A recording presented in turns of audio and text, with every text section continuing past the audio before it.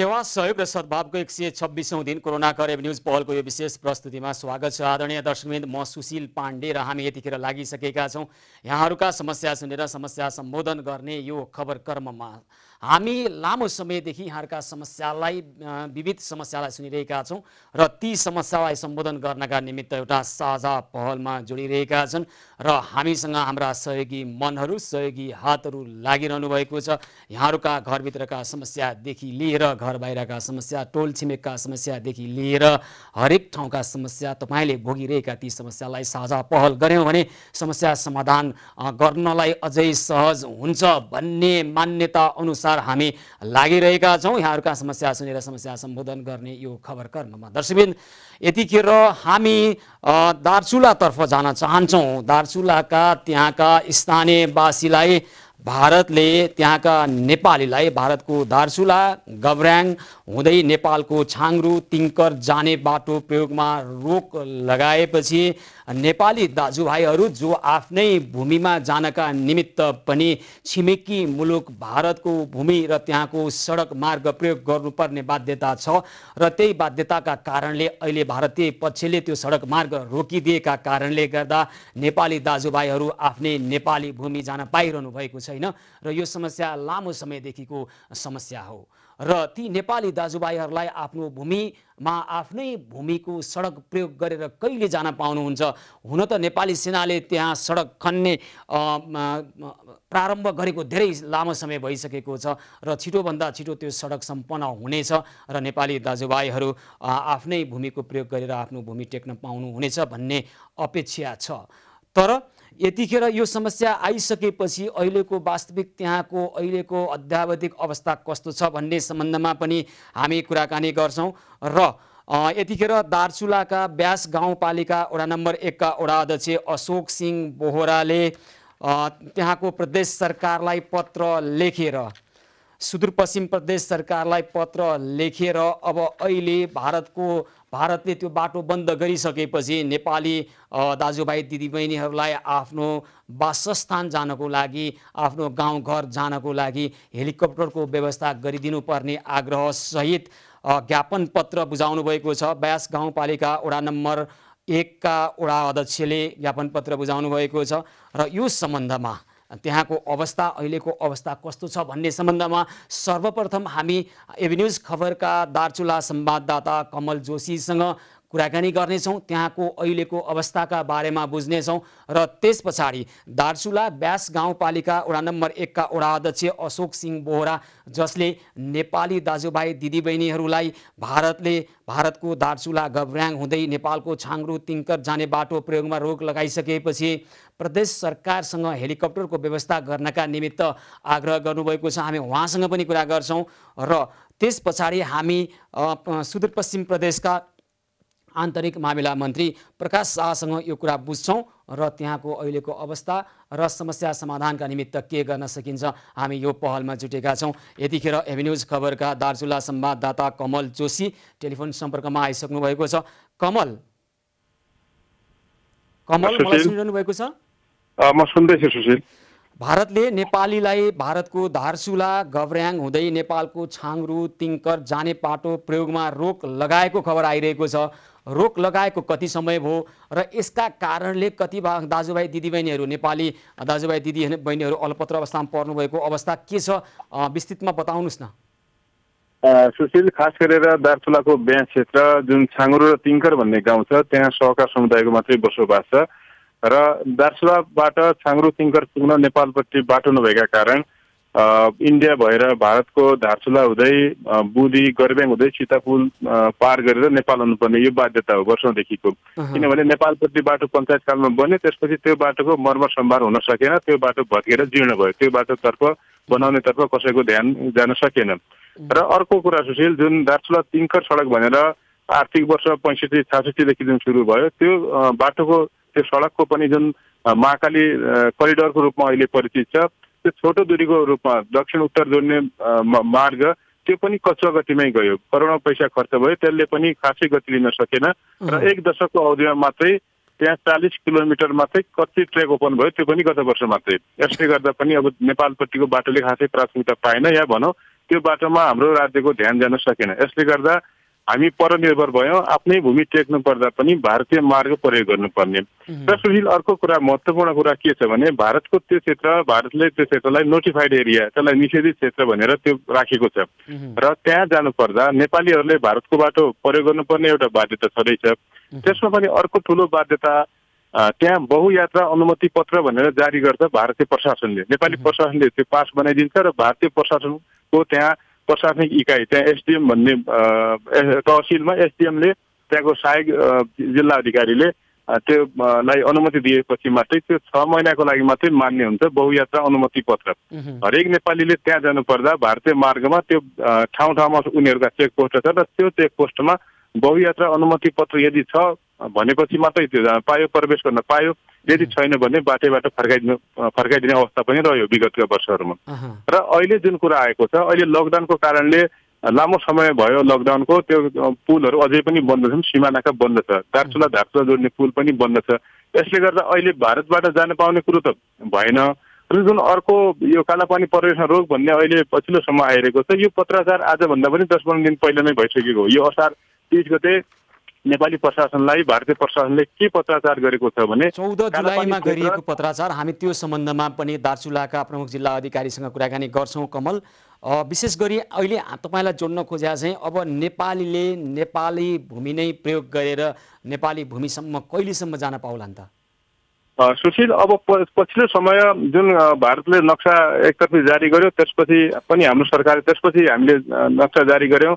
अर्थात् भारत त्यो सडकको कैलाश मानसरोवर जोड्ने मार्ग भनेर जुन लिपुलेकसम्मको सडकले उद्घाटन गर्यो, अनि त्यसपछि मात्रै हाम्रो राज्यको ध्यान आकर्षण भयो। र सुशील, अहिले पछिल्लो समय के उपलब्धि मान्नुपर्छ भने त्यहाँ राज्यको 6 महिना मात्रै उपस्थित हुने ठाउँ ब्यासको छाङ्गुरो र तिङ्कर गाउँ, त्यहाँ मात्र 6 महिनापछि त्यहाँको बस्ती पनि चिसो छल्न सदरमुकाम झर्छन्। र त्यो सँगसँगै सुरक्षाकर्मी नेपाल प्रहरीका पोस्टहरू पनि तल झर्ने गरेका थिए विगतमा। र त्यो क्षेत्र भनेको हाम्रो प्राकृतिक सम्पदाले भरिपूर्ण छ। प्राकृतिक सम्पदाको खानी नै भन्नुपर्छ सुशील। त्यहाँ पाइने यासगुम्बादेखि लिएर अन्य जडीबुटी, बहुमूल्य जडीबुटी, र खास गरेर हाम्रो क्षेत्रमा वन जङ्गल भएका कारणले काठहरू पनि पर्याप्त मात्रामा छन्। र त्यसको तुलनामा भारतपट्टिको क्षेत्रमा काठहरू पनि पाउँदैन। त्यहाँ दाराको लागि अथवा अन्य काठहरूको प्रयोजनको लागि पनि जब नेपालीहरू तल झर्छन् र हाम्रो सुरक्षाकर्मी पनि तल झर्छ, राज्यको पहुँचबाट त्यो भाग बाहिरिन्छ। अर्थात् त्यहाँ राज्यको कुनै पहुँच हुँदैन भने त्यो हिउँदको समयमा हाम्रो प्राकृतिक स्रोतको दोहन हुने गरेको थियो गत विगतमा। यो वर्ष के भएको छ भने सुशील, यो के अरे वैशाखको अन्त्यतिर हाम्रो त्यहाँ बिओपी, सशस्त्र प्रहरीको बिओपी स्थापना भएको छ। र त्यो बिओपी स्थापना भएपछि अब त बिओपी, अब सशस्त्र प्रहरीले 12 महिना बस्ने भयो।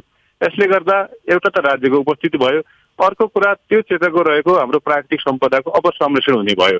यसले गर्दा यो अहिले राज्यको त्यो ध्यान आकर्षण भएको छ।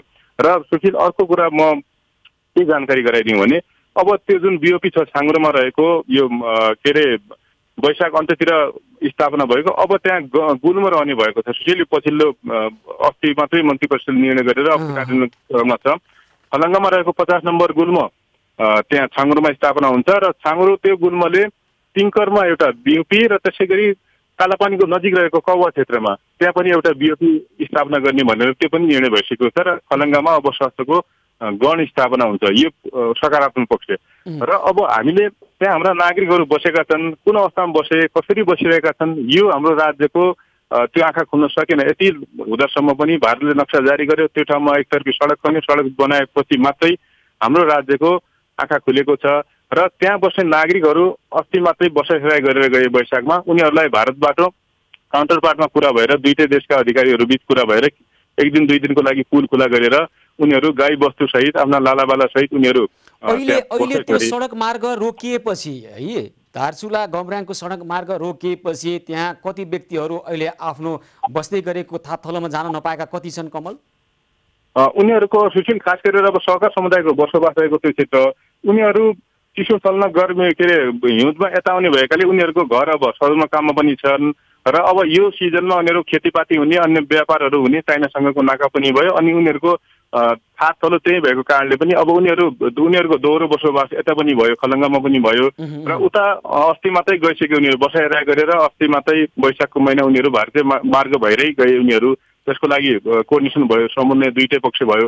अब फर्कने बेलाको लागि समस्या हुन्छ, नेपाल तर्फबाट छैन। अहिले त समस्या भइसक्यो होइन, समस्या भोगिरहेका छन् नि त। अब तपाईँले अघि जनाएअनुसार अहिले नेपाली सेनाले बनाउँदै गरेको बाटो अबको कति अवधिमा सम्पन्न होला, त्यस्तो केही आकलन गर्न सकिन्छ? सुशील, खास गरेर यो पहिरो गएको क्षेत्र यो पनि भारतीय कारणले पहिरो गएको हो। यो के अरे घाँटी बगर अनि तम्बाकु र मौरी भेट क्षेत्र जुन नेपालपट्टिको क्षेत्र हो, यो भारतले एकतर्फी बाटो खन्दा आफ्नो भूमिमा उसले महाकाली किनारको पल्लो छेउमा बाटो खन्दा त्यहाँबाट आएको पहिरोले त्यहाँ विस्फोट गर्दा त्यहाँबाट ढुङ्गाले गर्दा र महाकालीको अब महाकाली थुनिन गएर धेरै ठाउँमा नेपालतिर बाटो भत्काएको छ। नदी किनारको 450 मिटर बाटो भनिएको, खास गरेर सुशील यो भत्किएको बाटो, यो 450 मिटर बाटो मात्रै, गोरेटो बाटो मात्रै यो ओपन भयो भने, यो खनियो भने नेपालबाट आउजाउ गर्न सकिन्छ भनेर कहिलेसम्म सम्पन्न होला त्यो? यो खास गरेर यो असार मसान्तमै सक्ने लक्ष्यका साथ नेपाली सेनाले काम गरिरहेको हो र अहिले अब त्यहाँ धेरै प्राविधिक कठिनाइहरू छन्। त्यो वर्षातको बेला पनि भयो। हुन्छ कमल, म यो सम्बन्धमा दार्चुला ब्यास गाउँपालिका वडा नम्बर 1 का वडा अध्यक्ष अशोक सिंह बोहरासँग पनि कुरा गर्ने प्रयास गरिरहेको छु। अशोक सिंह बोहरा टेलिफोन सम्पर्कमा आउनुभएको छ, म उहाँसँग कुराकानी गर्छु। र त्यस पछाडि सुदूरपश्चिम प्रदेशको आन्तरिक मामिला तथा कानुन मन्त्रीसँग पनि म कुराकानी गर्नेछु र यो सम्बन्धमा हामी छिटोभन्दा छिटो नेपालीले नेपालकै भूमि प्रयोग गरेर आफ्नो धरती जान सक्ने वातावरण बनाउनुपर्छ। काठमाडौँमा राष्ट्रवादका थुप्रै गाना र नाराहरू प्रत्येक दिन जस्तो लगाइने गरेको छ, तर अझैसम्म हामी आफ्नो भूमिमा जानका निमित्त विदेशी भूमिको प्रयोग गर्ने बाध्यात्मक परिस्थितिमा रहिरहेका छौँ। यसको अन्त्य गर्न नसकिने होइन, छिटोभन्दा छिटो यसको अन्त्य गरिनुपर्छ र यसका लागि हामीले पहल गर्छौँ। र दार्चुला, गाभ्र्याम लगायतका क्षेत्रमा नेपालीलाई प्रवेश निषेध गरिसकेपछि भारतीय पक्षले नेपालका नेपाली दाजुभाइहरू छाङ्ग्रो र तिङ्कर जाने बाटोमा जानको लागि उहाँहरू पाउनु भएको छैन। यस सम्बन्धमा हामी थप बुझ्नेछौँ। दार्चुला ब्यास गाउँपालिका वडा नम्बर 1 का वडा अध्यक्ष अशोक सिंह बोहरा टेलिफोन सम्पर्कमा हुनुहुन्छ। अशोकजी नमस्कार, कार्यक्रममा स्वागत छ यहाँलाई।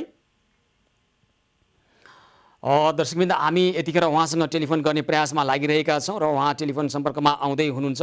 यतिखेर भने हामी उहाँ टेलिफोन सम्पर्कमा आइसक्नु भएको छ। अशोकजी नमस्कार। नमस्कार हजुर, कार्यक्रममा स्वागत छ यहाँलाई। हजुर, धन्यवाद हजुर। र अब भारतले नेपालीलाई भारतको दार्चुला गभ्र्याङ हुँदै नेपालकै छाङ्ग्रु तिङ्कर जाने बाटोमा प्रवेश रोक लगाएको छ।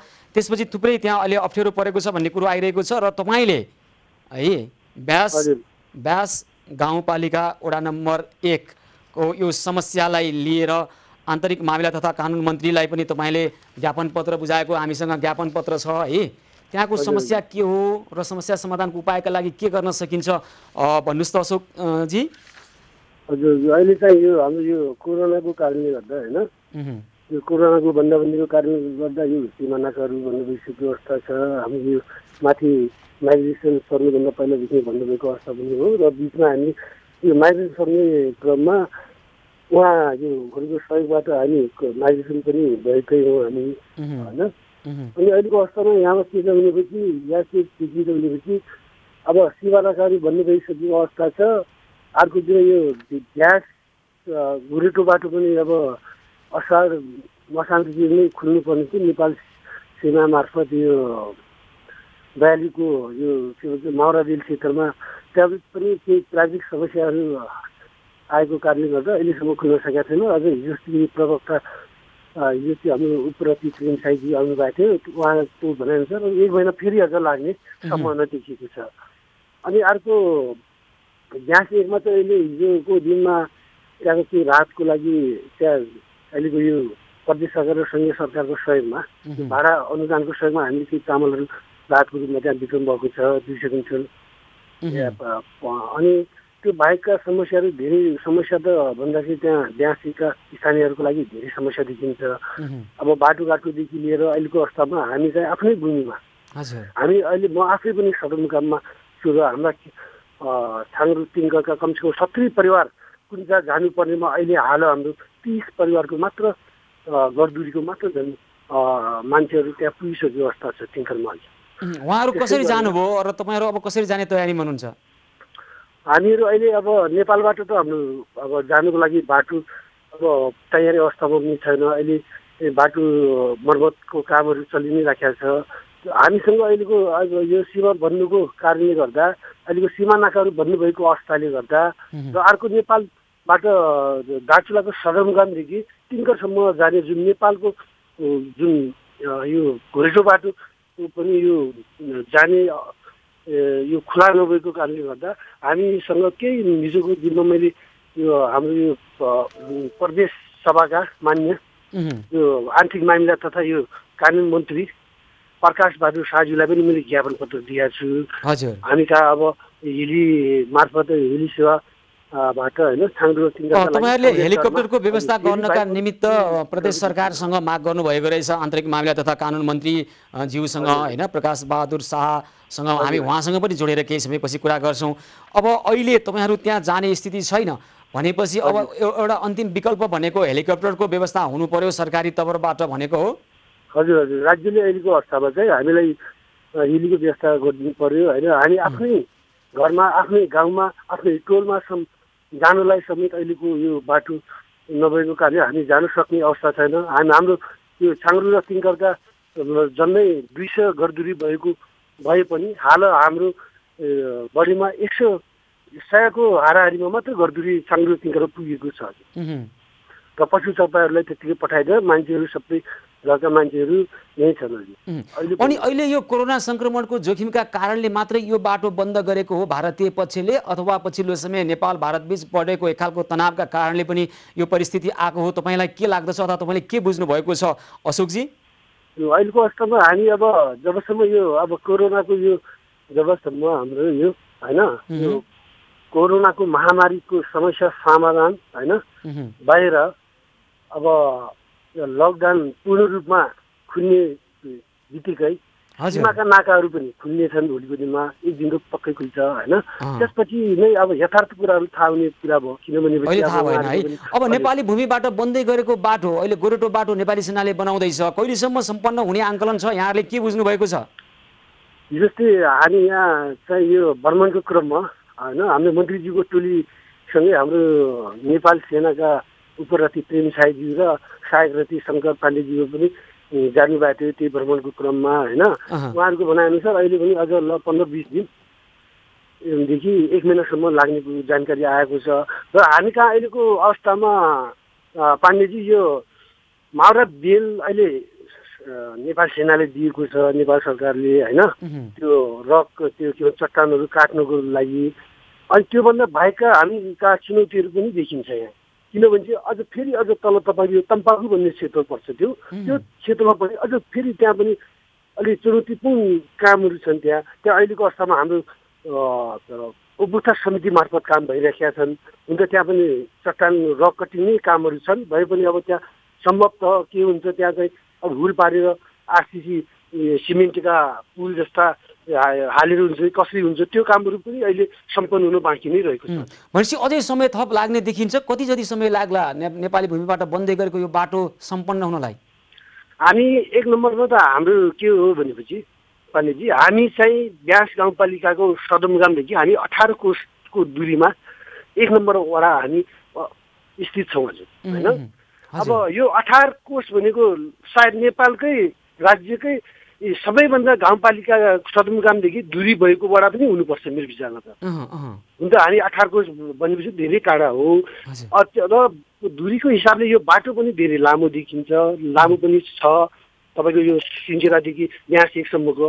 त यो यसमा के छ भनेपछि यसलाई एकचोटि पूर्ण रूपमा खोल्न सक्यो भने र यसमा अनि जालादारीमा मासिक रूपमा मान्छे राखेर मात्र मर्मत निरन्तर रूपमा हुन्छ भनेपछि सम्भव छ यो बाटो। र हिजोको दिनको पञ्चायत कालमा पनि खोलिसकेको बाटो पनि हो यो हैन। फेरि यसलाई चाहिँ निरन्तर यसलाई चाहिँ मर्मत सम्भारमा के कमी कमजोरी भएको कारणले मात्र यो बाटो पूर्ण रूपमा बन्नु भएको अवस्था हो। ल अब एकैछिन है त अशोकजी, हामी यतिखेर आन्तरिक मामिला मन्त्री सुदूरपश्चिम प्रदेश सरकारका आन्तरिक मामिला तथा कानुन मन्त्री प्रकाश बहादुर शाहसँग पनि कुराकानी गर्छौँ यो सम्बन्धमा। तपाईँहरूले हेलिकप्टरको पनि माग गर्नुभएको रहेछ र अब बाटो कहिलेसम्म तयार हुन्छ, यो स्थितिको अन्त्य कहिले हुन्छ? नेपाली दाजुभाइहरू आफ्नै धरती टेक्नका लागि विदेशी भूमिको प्रयोग गर्नुपर्ने बाध्यता र त्यही परिस्थितिको निरन्तरता र अहिले भारतीय पक्षले सीमा रोकेको कारणले, सीमा नाकामा बन्देज लगाएको कारणले नेपालीहरू आफ्नै थातथलो जान नसक्ने यो खालको विवशताको परिस्थिति अहिलेसम्म निरन्तर किन भइरहेको छ, यो सम्बन्धमा हामी कुराकानी गर्नेछौँ। सुदूरपश्चिम प्रदेश सरकारका आन्तरिक मामिला तथा कानुन मन्त्री प्रकाश बहादुर शाह प्रत्यक्ष सम्पर्कमा आउनुभएको छ। हजुर मन्त्रीज्यू नमस्कार, कार्यक्रममा स्वागत छ यहाँलाई। हामी उहाँसँग कुराकानी गर्ने प्रयास गरिरहेका छौँ र प्रकाश बहादुर शाहसँग विशेष गरी अहिले हामी यो समस्याको बारेमा छलफल गर्नेछौँ र समस्या समाधानको उपाय खोज्नेछौँ। हजुर मन्त्रीज्यू नमस्कार, कार्यक्रममा स्वागत छ यहाँलाई। सुशीलजी नमस्ते। अब तपाईँलाई जानकारी नै छ होइन यो समस्याको बारेमा, अब हामी विषय प्रवेश गरिहालौँ। भारतले नेपालीलाई भारतको धारचुला गम्र्याङ हुँदै नेपालको छाङ्ग्रु तिङ्कर जाने बाटोमा रोक लगाएपछि तपाईँलाई ज्ञापन पत्र पनि आएको रहेछ ब्यास गाउँपालिका वडा नम्बर 1 का वडा अध्यक्ष मार्फत। अब त्यहाँ जानको लागि हेलिकप्टरको व्यवस्था हुनु पर्यो भन्ने कुरा गरिएको रहेछ। यो त अहिले अल्पकालीन समस्या समाधानको उपाय एउटा रहन सक्छ, यसबारेमा छलफल गर्दै गरौँला, अहिले भर्खर गरौँला केही समयपछि। अहिले चाहिँ मलाई भनिदिनुहोस् त यो समस्या अहिले किन आएको हो, भारतीय पक्षले नेपालीलाई त्यहाँ जानलाई रोकेको कारण चाहिँ के हो? अब भारतीय पक्षले खास गरेर अब नेपालीहरूले यो चाहिँ राष्ट्रिय स्वाभिमानको जुन आन्दोलन, जुन चाहिँ एउटा सङ्घर्ष अगाडि बढेको छ हाम्रो देशमा, खास गरेर यो लिम्पियाधुरा सहितको यो गोन्जी नाभी कुटी सहितको नक्सा जुन सार्वजनिक भएको छ, नेपाल सरकारले सार्वजनिक गरेको छ, यो हाम्रो पोलिटिकल म्यापमा आएको छ। यसपछि भारतीय सीमामा बस्ने खास गरेर यो सौका समुदायका दाजुभाइ दिदीबहिनीहरू हुनुहुन्छ, वारी पनि सौका समुदायका दाजुभाइ दिदीबहिनीहरू हुनुहुन्छ भने उहाँहरूको दाजुभाइ पर्ने इष्टमित्र पर्ने पारी पनि बसिराख्नु भएको छ। उहाँहरूको बिचमा अब एक ढङ्गले चाहिँ आतङ्कित गर्ने, अब हामी यो बाटो प्रयोग गर्न दिन्नौँ, अब यो कोभिड महामारीको कारणले पनि हुनसक्छ होइन, यो कालापानीको इस्युपछि यो राष्ट्रिय मुद्दा एकदम प्रखर भएर आयो, यस कारणले पनि हुनसक्छ।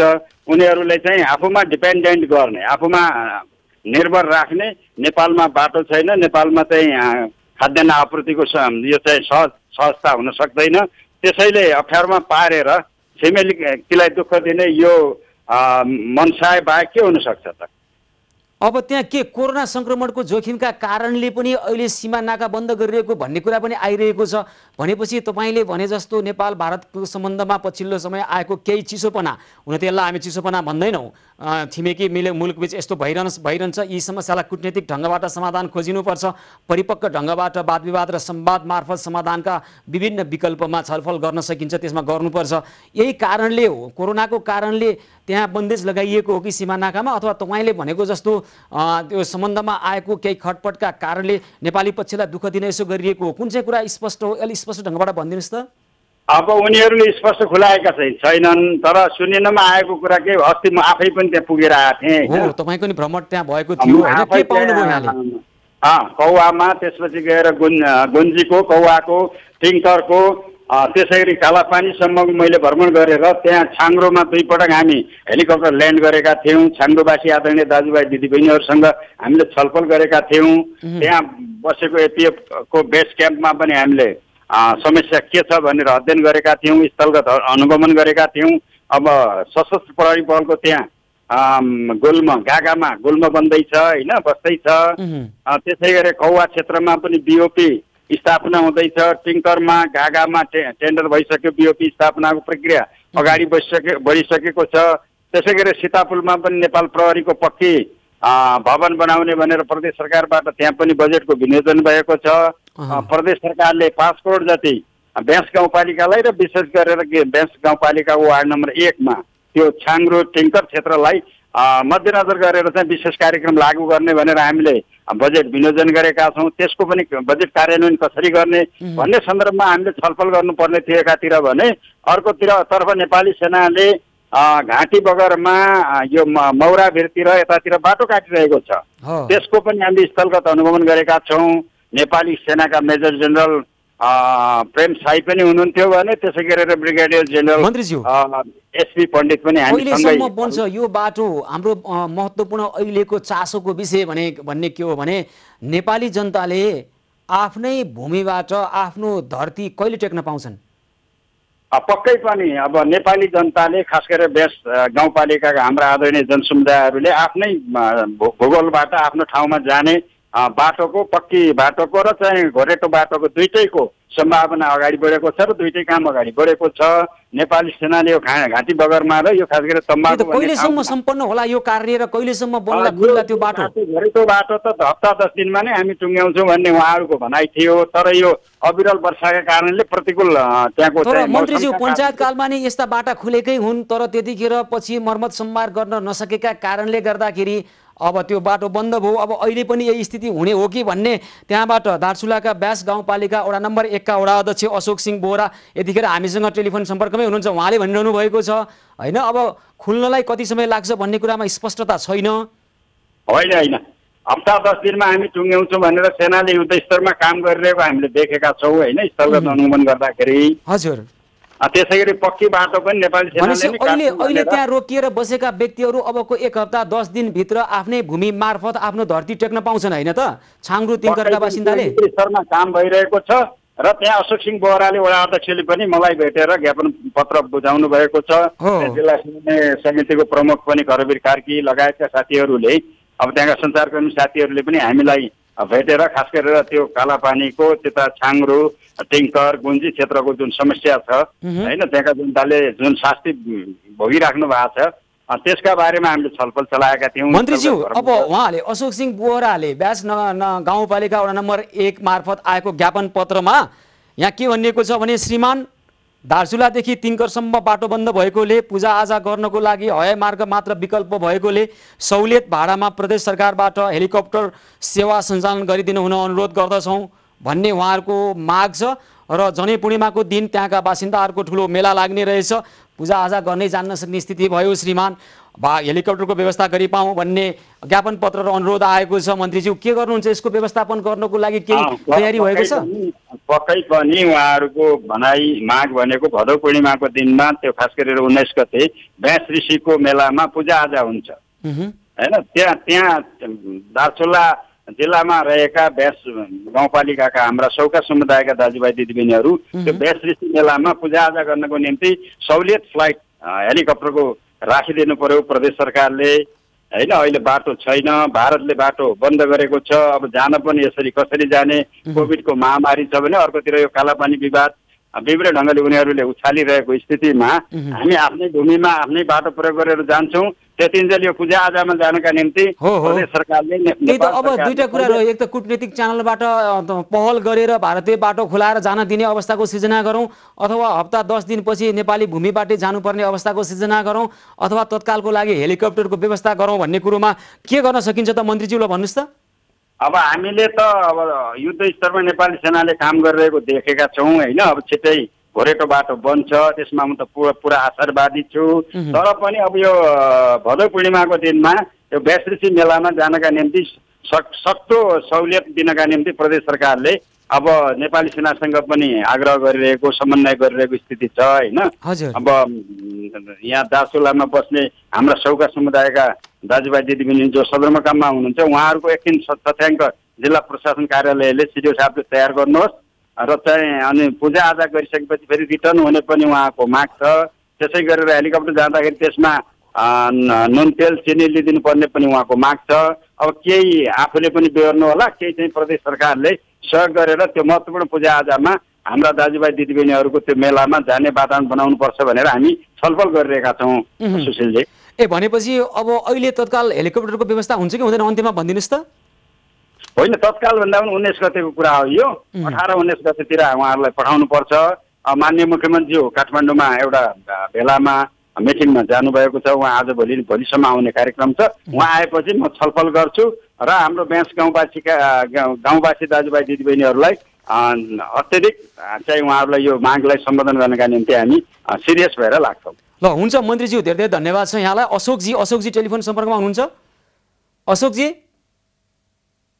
अशोकजीसँग टेलिफोन। हजुर अशोकजी अशोकजी हामी भन्न चाहन्छौँ दार्चुला अभ्यास गाउँपालिका 1 नम्बरका वडा अध्यक्ष हुनुहुन्छ अशोक सिंह बोहरा र उहाँहरूका यो समस्या अब मन्त्रीज्यूले समस्या समाधान गर्ने पहल गर्छु भन्नुभएको छ। मन्त्रीज्यू यहाँलाई धेरै धेरै धन्यवाद छ, आभार व्यक्त गर्न चाहन्छौँ र यी यस्ता समस्यालाई तुरुन्त समाधान गर्नका निमित्त सम्बन्धित निकायले पनि ध्यान दिनुपर्छ। यति लामो समयदेखि पहिला पनि उठ्ने गरेको थियो यो समस्या र अहिलेसम्म नेपाली भूमिमा जानको लागि भारतीय भूमिको प्रयोग गर्नुपर्ने यो बाध्यताको अन्त्य गर्न नसकिने होइन। तपाईँ हामी सबै मिल्यौँ भने, साथ दियौँ, जुट्यौँ, लाग्यौँ भने हामी सक्छौँ यो काम गर्न र अब छिटै हुनेछ। घोडेटो बाटो छिटै बन्नेछ, नेपाली सेनाले बनाइरहेको कुरा आइरहेको छ र राष्ट्रवाद भनेको मात्र गाना र नारामा हुँदैन, राष्ट्रवाद कर्म र देशभक्ति देशको सेवामा हुन्छ र त्यो गर्नुपर्छ हामी भनिरहेका छौँ।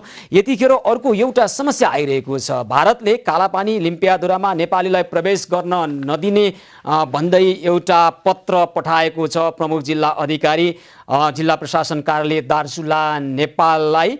भारतको धारचुलाका उपजिल्लाधिकारीबाट यो पत्र आएको छ र नेपालकै कालापानी लिम्पियाधुरा लगायतका क्षेत्रमा नेपालीहरूको प्रवेशमा रोक लगाउने गरी जसरी यो पत्र आएको छ, यो पत्रले एउटा गम्भीर कुराको सङ्केत गरिरहेको छ र लिम्पियाधुरा कालापानी क्षेत्रमा नेपालले पनि दाबी गरेर आफ्नो नक्सा सार्वजनिक गरिरहेको छ र भारतले लामो समयदेखि यो क्षेत्रमा कब्जा जमाएर बसिरहेको छ।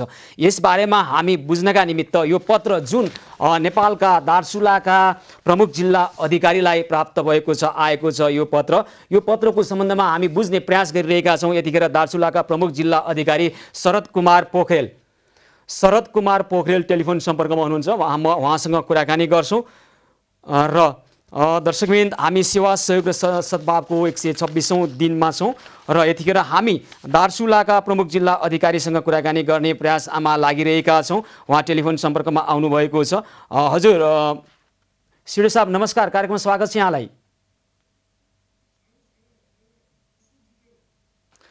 दर्शकवृन्द हामी छौँ यतिखेर भारतले कालापानी लिम्पियाधुरा लगायतका क्षेत्रमा नेपालीहरूको प्रवेशमा रोक लगाएपछि र भारतीय पक्षले नेपालका प्रमुख जिल्ला अधिकारीलाई पठाएको यो पत्रका सम्बन्धमा हामी कुराकानी गर्ने प्रयास गरिरहेका छौँ। दार्चुलाका प्रमुख जिल्ला अधिकारीसँग टेलिफोन सम्पर्क गर्ने प्रयास गरिरहेका छौँ। टेलिफोन सम्पर्क हुन सकिरहेको छैन। हामी उहाँसँग जोडिएर यो बारेमा विस्तृतमा कुराकानी गर्ने प्रयास गर्नेछौँ र समस्या समाधानको पहलका निमित्त प्रमुख जिल्ला अधिकारी अथवा जिल्ला प्रशासन कार्यालय अथवा गृह मन्त्रालय र सरकारको नेतृत्वले के गरिरहेको छ भन्ने बारेमा पनि हामी कुराकानी गर्ने प्रयास गर्छौँ। दार्चुलाका प्रमुख जिल्ला अधिकारीलाई आएको यो पत्रका सम्बन्धमा यसमा आधारित भएर र दर्शकवृन्द नेपाल र भारतका विभिन्न सीमा क्षेत्रमा विभिन्न खालका समस्या लामो समयदेखि छन् र ती समस्यालाई कूटनीतिक ढङ्गबाट समाधान खोजिनुपर्छ भन्ने हाम्रो पनि आग्रह हो र यसै अनुसार अहिले नेपालकै कालापानी लिम्पियाधुरामा नेपालीलाई रोक लगाएको यो पत्रका सम्बन्धमा कुराकानी गर्नका निमित्त दार्चुलाका प्रमुख जिल्ला अधिकारी यतिखेर टेलिफोन सम्पर्कमा आउनुभएको छ। हजुर सिडिओ साहब नमस्कार, कार्यक्रममा स्वागत छ यहाँलाई। नमस्कार, धन्यवाद। अब 14 जुलाईका दिन एउटा पत्र प्राप्त भयो यहाँलाई होइन? भन्नु न। उपजिल्लाधिकारी दार्चुलाबाट यहाँलाई सम्बोधन गरेर प्रमुख जिल्ला अधिकारी गृह मन्त्रालय जिल्ला प्रशासन कार्यालय दार्चुला, यो पत्रको आशय चाहिँ के? नेपालकै कालापानी लिम्पियाधुरा क्षेत्रमा नेपालीलाई रोक लगाएको भन्ने बुझिन्छ। यहाँले यो पत्र प्राप्त गरिसकेपछि के बुझ्नुभयो अथवा त्यस पछाडि के प्रक्रिया थाल्नुभयो? के पछिल्लो अवस्थाको बारेमा हाम्रा दर्शकलाई जानकारी गराइदिनुहोस् न। त्यो उहाँहरूले त्यो पत्रमा अब हामीले जुन हाम्रो भूमि भनेको छौँ, अतिक्रमण भएको भूमि भनेका छौँ, हजुर, त्यो सन्दर्भमा त्यहाँतिर चाहिँ नेपाली नागरिकहरू लुकीछिपी गए भन्ने हिसाबको र त्यो गएको हो होइन, गएको भए को गयो भन्ने हिसाबको हामीसँग उसले भनौँ न केही बुझ्न खोजेको जवाब मागेको अवस्था छ होइन। त्यस सन्दर्भमा अब नेपाली नागरिकले आफ्नो सरहदभित्र प्रस्तुति अहिले संविधानले नै नेपाली नागरिकलाई आफ्नो देशभित्र आवत जावत गर्न घुमफिर गर्न कुनै रोकटोक नलागेको अवस्थामा हामीले त्यो गएको हो होइन के हो भन्ने कुराको जवाब दिइरहनु त्यति सान्दर्भिक देख्दिन। अर्को कुरा कस्तो भने अब उहाँहरूले जुन के अरे यो अहिले यो बाढी पहिरोको बेला भएको र फेरि त्यो विकट हिमाली क्षेत्र भएको हुनाले आवागमन पनि छैन, त्यहाँतिर माथि बस्ती पनि छैन। अब कसैले त्यहाँको स्थानीयवासीहरूसँग हामीले अन्तर्क्रिया छलफल त्यही फिल्डमा गएर पनि हामीले गरेका थियौँ होइन।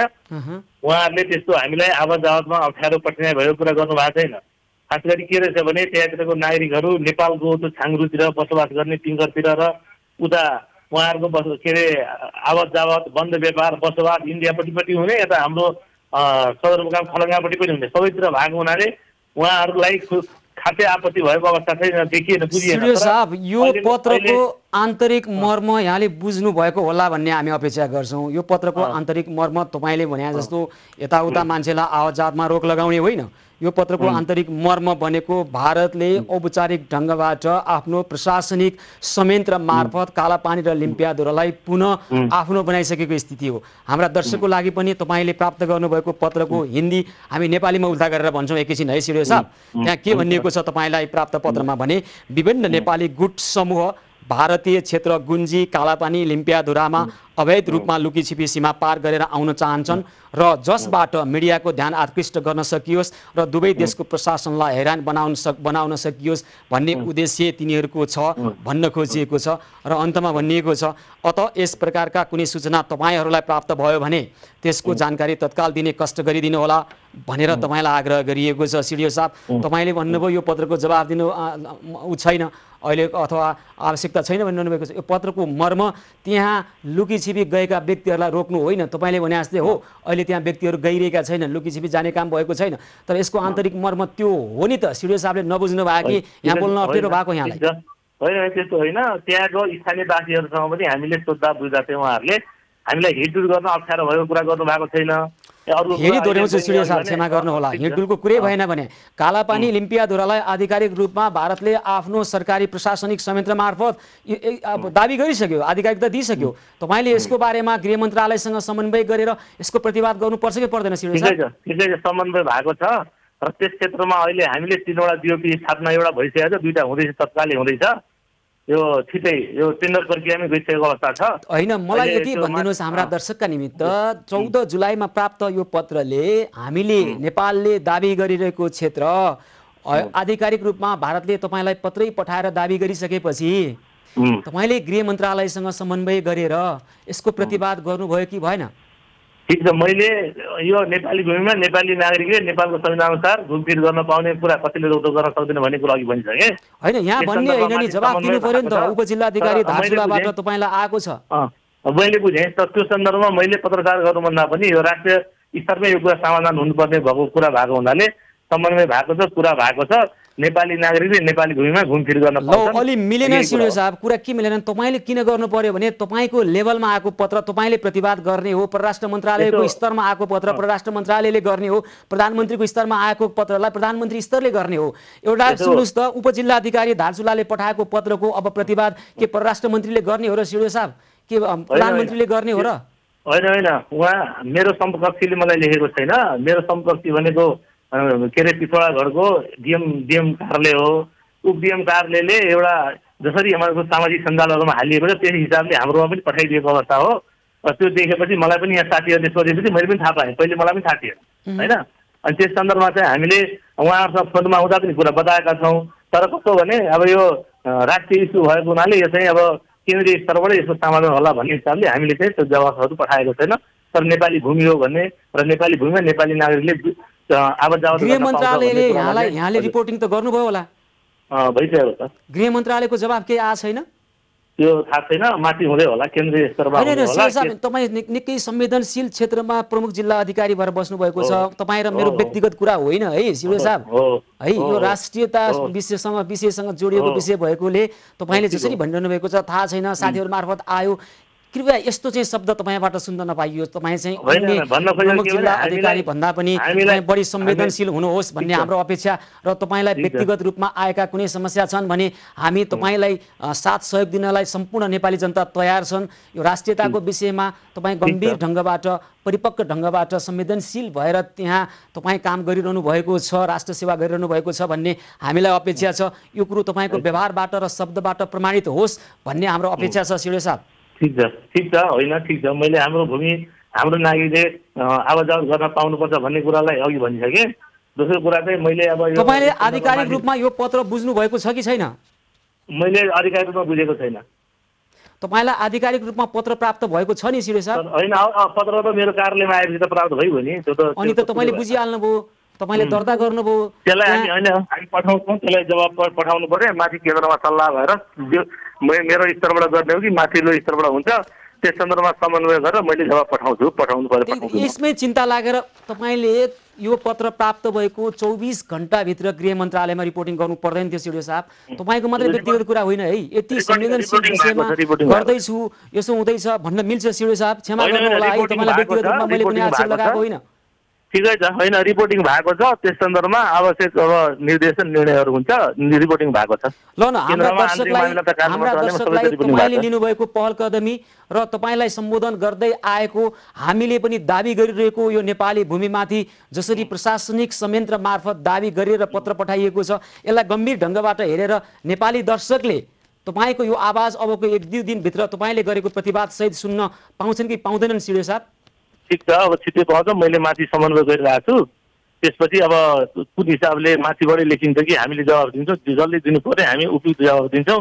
तर के भने हाम्रो नेपालकै भूमिको सन्दर्भमा भएको हुनाले उसलाई त्यसकै जवाब किन फर्काइरहने तत्कालले भन्ने हिसाबले नगरिएको। कब्जा गरिसके, कागजमा मात्रै नेपाली भूमि अस्ति भर्खर एउटा चुच्चो थपेको हो, कागजमा मात्रै थपेको हो, अर्को कागजले पनि उहाँहरूले दाबी गरिसक्नु भयो हाम्रो भूमि हो, कोही नआइज है भनिसक्नु हो। तपाईँलाई पत्र पठाइसकेपछि भोलि कुनै पनि नेपाली नागरिक त्यहाँ जाँदै गर्दा कारवाही हुन सक्छ, नेपाली जनतालाई बन्देज लगाइरहेको बेलामा किन आइस भनेर गोली प्रहार हुन सक्छ।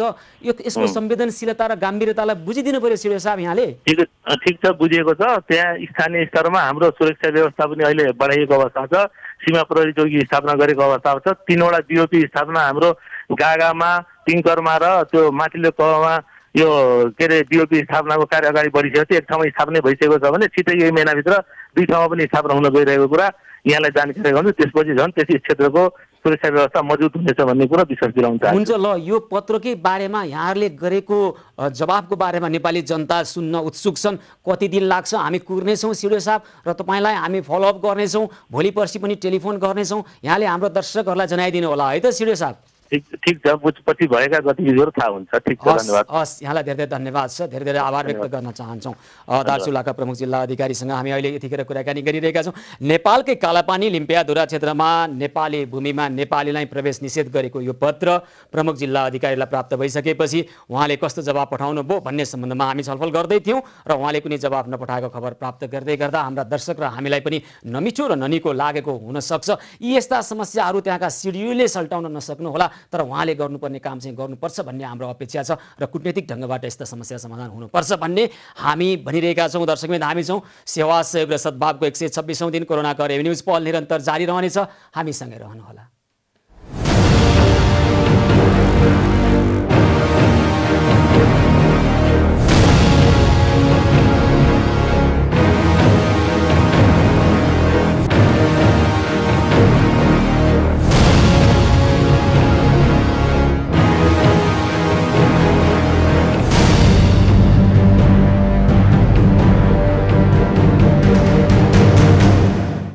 सेवा सहयोग र सद्भावको 126औं दिन कोरोनाको रेभेन्यूज पहलको यो विशेष प्रस्तुतिमा पुनः स्वागत छ। आदरणीय दर्शकवृन्द, हामी यतिखेर लागिरहेका छौँ विभिन्न खालका समस्यालाई सम्बोधन गर्ने यो खबर कर्ममा हाम्रा विभिन्न सहयोगी हातहरू र सहयोगी मनहरूको पहलमा यो साझा अभियानमा छौँ। विविध खालका समस्यालाई सम्बोधन गर्ने यो खबर कर्ममा दर्शकवृन्द, यतिखेर भारतले नेपाली भूमिमै नेपाली जनतालाई निषेध गरेका यस्ता खालका पत्रहरू नेपाली प्रशासनमा बुझाइरहेको छ र ती विवादित भूमिलाई आफ्नो भएको दाबी गर्ने विभिन्न खालका हदकण्डा अपनाइरहेको छ र भारतीय भूमि हुँदै नेपालीहरू नेपालकै धरती टेक्नु पर्ने विवशतामा रहेका नेपालीहरूलाई बन्देज लगाइरहेको छ र यस्तो अवस्थामा भारतमा रहेका नेपाली राजदूत भारत स्थित नेपाली राजदूत निलाम्बर आचार्य के गर्दै हुनुहुन्छ र उहाँले यी समस्या सम्बोधन गर्नको लागि कूटनीतिक ढङ्गबाट के कस्ता खालका च्यानलहरू मिलाउने काम गर्नुभयो? हुन त यो केन्द्रीय नेतृत्वले, राज्य संयन्त्रकै केन्द्रीय नेतृत्वले प्रधानमन्त्री स्तरबाटै भारतीय समकक्षीसँग कुराकानी गरेर कूटनीतिक ढङ्गबाट समस्याको समाधान खोजिनुपर्ने विषय होलान्।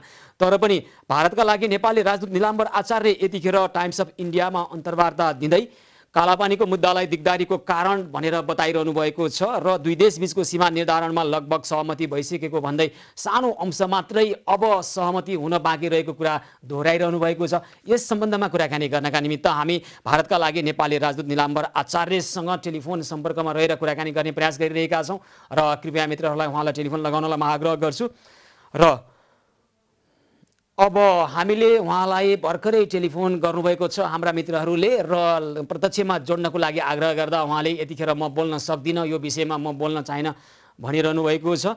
टाइम्स अफ इन्डियामा अन्तर्वार्ता दिएर महामहिमज्यूले सीमा दुई देशबीचको सीमा निर्धारणमा लगभग सहमति भइसकेको बताउँदै गर्दा हामी यी समस्या र नेपाली जनतालाई भोग्नु परेका समस्या र नेपाली भूमिमाथि पुनः दाबी गरेर भारतको सरकारी संयन्त्रबाट प्रशासनिक तवरबाट पुनः नेपाली भूमिलाई दाबी गर्दै नेपालका प्रमुख जिल्ला अधिकारीलाई लेखेका पत्र र अन्य समस्याका सम्बन्धमा पनि हामी उहाँसँग कुराकानी गर्ने प्रयास गरिरहेका छौँ र उहाँले यतिखेर टेलिफोन उठाएर म प्रत्यक्षमा यो समयमा बोल्न सक्दिनँ भन्नुभएको छ। यतिखेर म कुरा गर्दिनँ र यो विषयमा म कुरा गर्दिनँ भन्नुभएको छ र नेपाली जनता यतिखेर जान्न चाहनुहुन्छ महामहिम निलाम्बर आचार्यजी तपाईँ के गरिरहनु भएको छ? नेपाल भारतको सम्बन्धलाई सुधार्नका निमित्त भारतीय पक्षले सीमामा गरेको दादागिरीका विरुद्धमा तपाईँले कूटनीतिक ढङ्गबाट के गर्नुभयो, अहिले तपाईँ के गरिरहनु भएको छ, यो बारेमा बुझ्न नेपाली जनता निकै उत्सुक छन् र उहाँ यतिखेर हामीसँग कुराकानी गर्न इन्कार गरिरहनु भएको छ र अब उहाँको इन्कारलाई हामीले स्वीकार गर्नै पर्ने परिस्थिति छ। उहाँ बोल्न नचाहेपछि दबाब दिएर बोल्न लगाउने कुरा पनि भएन। त्यसकारण हामी महामहिमज्यूलाई एउटा आग्रह गर्न चाहन्छौँ। महामहिमज्यू, तपाईसँग एउटा नेपाली जनताले अपेक्षा राख्नुभएको छ। त्यो अपेक्षा भनेको कूटनीतिक ढङ्गबाट तपाईँले यस्ता समस्या समाधानको निमित्त पहल गर्नकै निमित्त तपाईँ त्यहाँ बस्नुभएको हो र तपाईँ कृपया यो काम गर्न सक्नुहुन्छ। तपाईँ यसमा रुचि छ, तपाईँलाई दिगदारी लाग्दैन भने तपाईँले भन्नुभएको छ कालापानीको मुद्दालाई दिगदारीको कारण भन्नुभएको छ। तपाईँलाई दिगदारी सुरु भएको छैन भने कृपया त्यहाँ बसेर महामहिम बनेर तपाईँ काम गर्नुहोला। नेपाली जनताको अपेक्षा यो छ र तपाईँलाई यतिखेर दिगदारी लागिसकेको छ भने यो समय बिताउने विभिन्न खालका विकल्प छन्। तपाईँले जुन धर्म मान्नुहुन्छ, हिन्दू धर्मशास्त्रमा पनि जीवनको यो उत्तरार्धमा बिताउने खालका थुप्रै नयाँ विकल्पहरू, पुराना विकल्पहरू, धेरै विकल्प छन्। वनप्रास्त भएर तपाईँ आफ्नो जीवन बिताउन सक्नुहुन्छ। तपाईँलाई यी समस्या दिगदारी लाग्छ भने कृपया महामहिमज्यूलाई स्वागत छ। अर्को कुनै महामहिमज्यू जानुहुन्छ र देशको समस्या समाधानको पहल गर्नुहुन्छ, यहाँले बिदा लिनुभए पनि हुन्छ। त्यसकारण हामी भनिरहेका छौँ यतिखेर तपाईँ बोल्न सक्नुहुन्न, कारण के हो हामी जान्न चाहन्छौँ। नेपाली जनता तपाईँको यो भनाइ सुन्न उत्सुक छन्। तपाईँले त्यहाँ सक्रियतापूर्वक राष्ट्रका लागि सेवा गरेको देख्न उत्सुक छन्, तर तपाईँ यतिखेर हामीसँग बोल्न मानिरहनु भएको छैन। आजै मात्र टाइम्स अफ इन्डियामा अन्तर्वार्ता दिँदै तपाईँले भन्नुभयो दुई देशबीचको सीमा निर्धारणमा लगभग सहमति भइसकेको छ, सानो अंश सुल्झन बाँकी छ। कुन चाहिँ सानो अंश हो महामहिमज्यू? हामी यो प्रश्न तपाईँलाई दोहोऱ्याइ सोध्न चाहन्छौँ र तपाईँ बोल्न इन्कार गरिरहनु भएको छ र तपाईँ भन्दै हुनुहुन्छ अब यो च्याप्टरलाई बन्द गर्न एउटा मात्रै बाटो भनेको मुद्दाको सम्बोधन र समाधान गर्ने भन्नुभएको छ। त्यो भनेको के हो महामहिमज्यू? तपाईँ त्यहाँ बसेर नेपालको राज्यको प्रतिनिधित्व गर्दै के गरिरहनु भएको छ, के बोलिरहनु भएको छ? नेपाली जनताप्रति तपाईँ उत्तरदायी हुनु पर्दैन महामहिमज्यू?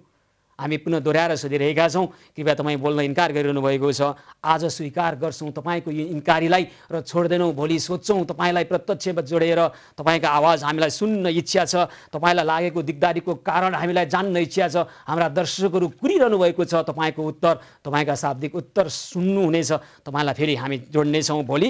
आज राम्रोसँग सुकला गर्नुहोस्, भोलि हामी पुनः टेलिफोन गर्नेछौँ यहाँलाई र सोध्नेछौँ तपाईँको दिगदारीको कारण के हो र नेपाल भारत बीचको सीमा विवादमा सानो अंश मात्रै अब सुल्झन बाँकी छ भन्नुको अर्थ के हो? नेपाली जनतालाई प्रस्ताइदिनुहोस् महामहिमज्यू। आज चाहिँ हुन्छ, हस्त सुगला हुनुहोस्।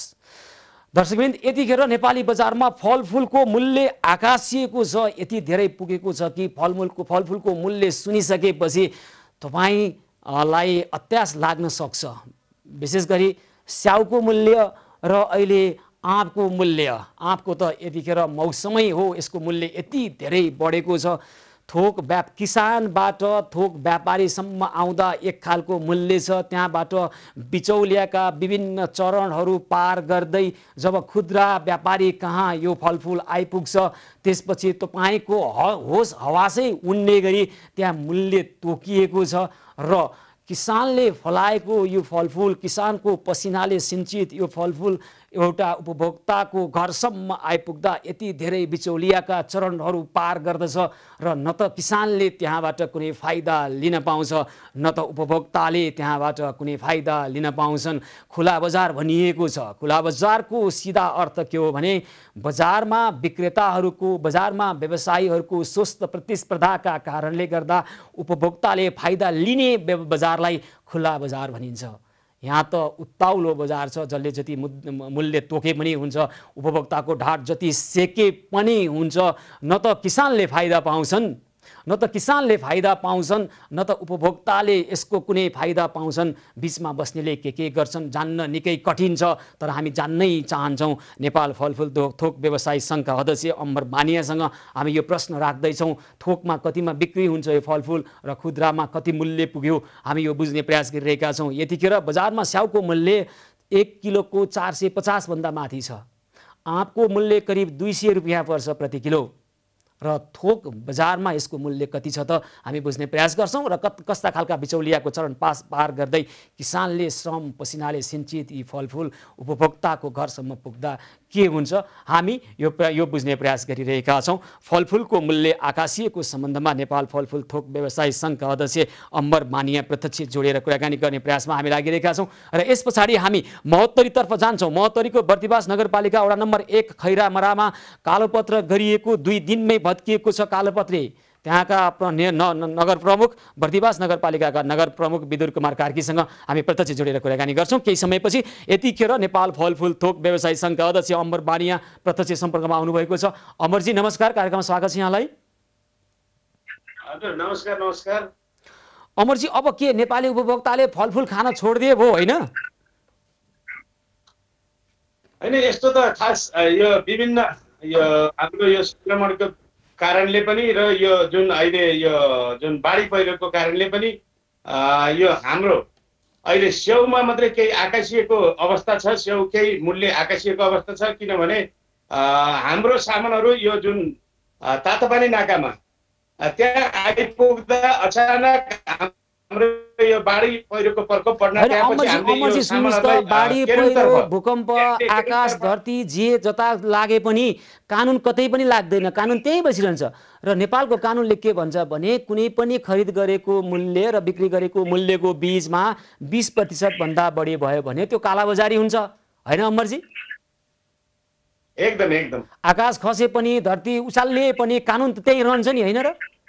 हो, अब यतिखेर मलाई भनिदिनुहोस्, तपाईले अन्य कारण दर्शाउनुभन्दा अगाडि तपाईहरूले त्यहाँबाट थोकमा बेच्दा प्रति किलो स्याउ कतिमा बेच्नुहुन्छ? होइन, यो उपभोक्ताका चाहना अनुसार तपाईँले यो 110 रुपियाँदेखि त यो अहिले यो विभिन्न अवरोधको बाटोको अवरोधको कारणले अहिले हामीले यो स्याउहरू सीमित व्यापारीसँग खरिद गरेर काठमाडौँमा ल्याउनु पर्ने अवस्था आएको हुनाले पनि यो फुजी स्याउमा मात्रै केही मात्रामा फुजी स्याउ मङ्गिएको अवस्था छ। त्यो पनि एउटा के यसलाई सोच्नुहोस् ने आम के बुझिदिनुपर्छ भने अन्तिम अवस्था हो स्याउको। अबको 1 हप्ताभित्रमा तपाईँको नयाँ स्याउ यो एक त भित्रिसकेको छ। होइन अमरजी, नेपाली उपभोक्ता साह्रै बुझ्छ कि बुझ्नुहुन्छ? मलाई एउटा कुरा भनिदिनुहोस् न, यहाँहरूले थोकमा बिक्री गर्दा प्रति किलो स्याउ र प्रति किलो आँप अहिले कतिमा बिक्री गरिरहनु भएको छ? बजारमा खुद्रामा हामी किनिरहेका छौँ, हामी भन्छौँ बजार मूल्य त हामीलाई थाहा छ, यहाँलाई भन्दा भन्नुहोस् त। होइन, हेर्नुहोस्, अहिले आम उपभोक्ता पनि एउटा सचेत हुन जरुरी छ। अहिले हामीसँग प्रति केजी आँप, अब नेपाली आँप सिद्धिएको अवस्था छ र भारतीय मालदा आँप बजारमा भित्रिँदा 100 देखि 130 को हाराहारीमा होलसेलमा बिक्री वितरण भइरहेको अवस्था छ। यो रिटेलमा जाँदाखेरि कसले कति मूल्य लियो भन्ने कुरो त्यो त्यतापट्टि एउटा आम उपभोक्ता पनि चासो देखाउनु पर्छ। त्यसमा आम उपभोक्ताले पनि एउटा आँपको मूल्य छ। स्याउको कति छ अमरजी? स्याउ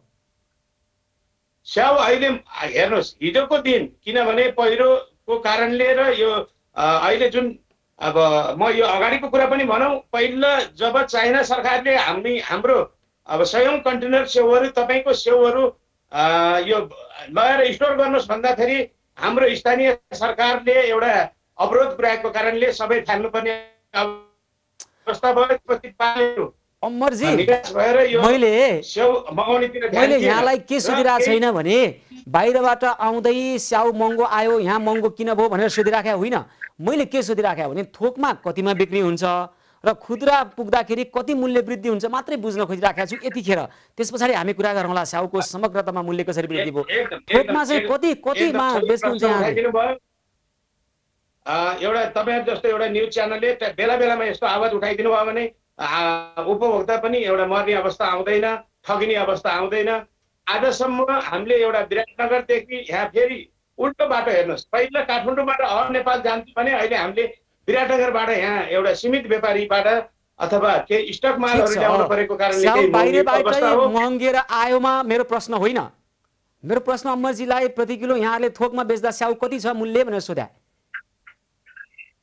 स्याउको मूल्य अहिले प्रति किलो तपाईँको भोलि बिहान आजको दिनमा 375 थियो होला, भोलि बिहान मलाई जहाँ लाग्छ यो केरुङ भन्सारबाट पनि केही मात्रामा गाडी खोज्दैछ र यहाँको पनि केही मात्रामा विराटनगरतिरबाट पनि सेवा आएको हुनाले मलाई होलसेल मूल्यमा लगभग 350 देखि 375 को हाराहारीमा भोलि काठमाडौँ उपत्यकामा सेउ होलसेल मूल्यमा उपलब्ध हुन्छ। र अर्को कुरो म तपाईकै एउटा कुरा जोडिहाल्नु है अमरजी, उपभोक्ताको चासोको विषय 350 देखि 375 थोकमा मलाई एकैछिन अमरजी एउटा प्रश्न राखिहाल्छु नि तपाईँ भन्नु होला। 350 देखि 375 प्रति किलो थोकमा किनिएको स्याउ खुद्रा व्यापारीले 450 देखि 500 मा बेच्दा कति प्रतिशत नाफा राखे यहाँले भनिदिनुस् न।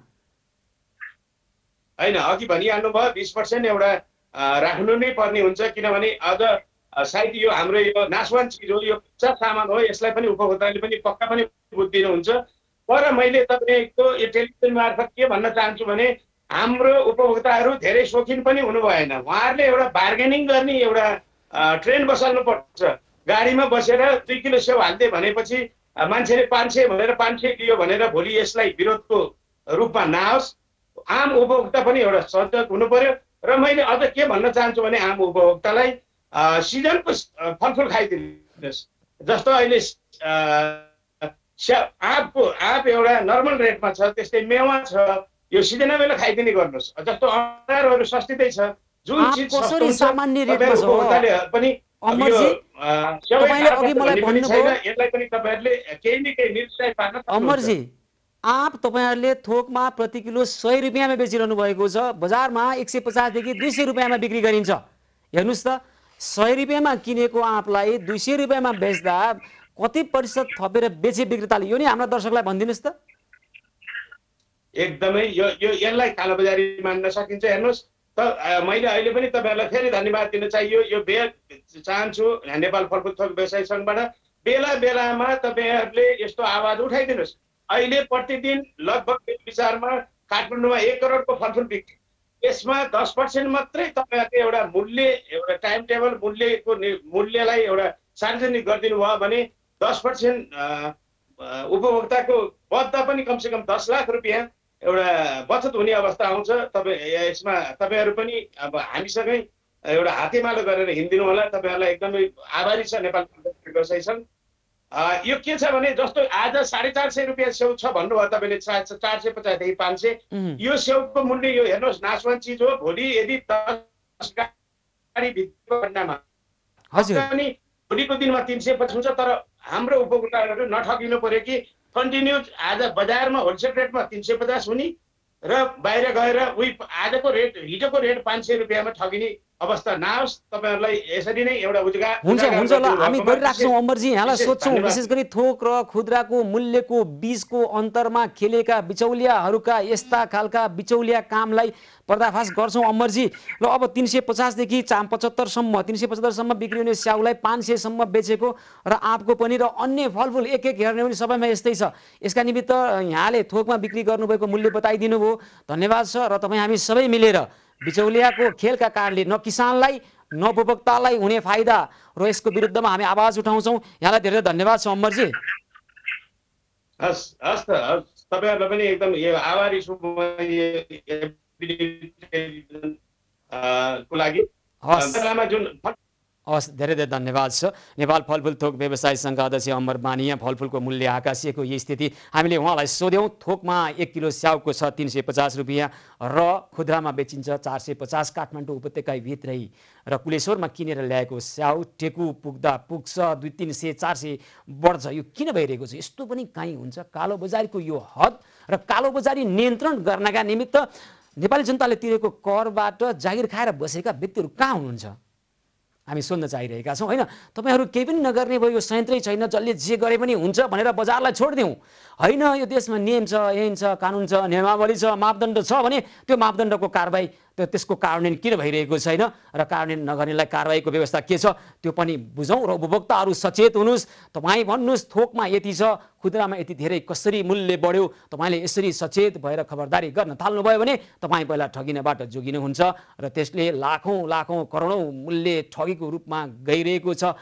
गलत बिचौलियाहरूलाई न त किसानलाई जान्छ न त उपभोक्तालाई जान्छ, बिचका व्यक्तिले खाइरहेका छन्। तपाईँको श्रमको मूल्य ठगी गरेर यसको अन्त्यका निमित्त हामी र फलफुल र तरकारीमा हुने यस्ता खालका कालोबजारीका विरुद्धमा हामी आवाज निरन्तर उठाइरहनेछौँ। दर्शकवृन्द, हामी छौँ र यस पछाडि हामी महोत्तरीको बर्दिपास नगरपालिका 1 मा कालोपत्रे गरेको 2 दिनमै भत्किएको सडकसहित आउनेछौँ। त्यहाँका मेयर नगरपालिकाका नगर प्रमुख, बर्दिवास नगरपालिकाका नगर प्रमुख विदुर कुमार कार्कीसँग कुराकानी गर्नेछौँ र अन्य यस्तै समस्याहरू हामी जोड्दै जानेछौँ। समस्या समाधानको उपाय खोज्नेछौँ। सेवा सहयोग र सद्भावको 126औं दिन कोरोना करेब न्युज पहल निरन्तर जारी रहनेछ। हामीसँगै रहनुहोला।